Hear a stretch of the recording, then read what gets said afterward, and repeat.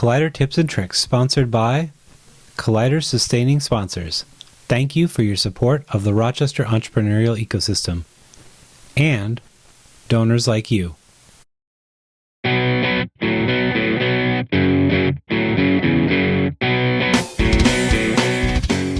Hello everyone, and welcome to the very first episode of Collider Tips and Tricks. I'm Jamie Sunsbach, and over the next few weeks I'll be featuring some of my own tips and tricks as well as your tips and tricks to help become more efficient in your daily routines and adapt to the changing times.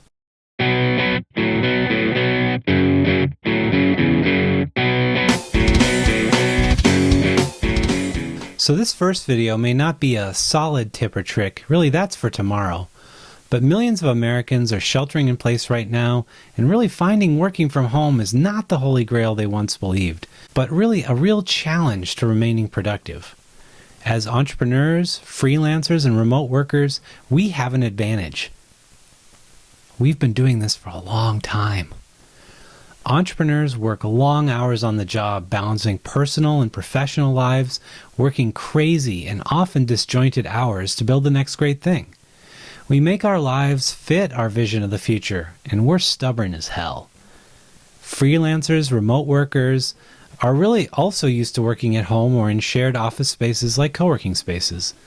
They are living the home office life that millions of corporate workers are still struggling to figure out. The good news is, whether you're an entrepreneur, a freelancer, or a remote worker, you are already ahead of 95% of the workforce in adapting to working at home. You're nimble, you can move fast when you need to. That's why our entrepreneurs are going to not only survive this, but thrive. That may not make sheltering in place much easier, but I hope at least you could sleep a little better at night. I have total faith in you and what you're doing. We're going to get through this together, stronger than ever. We've got this.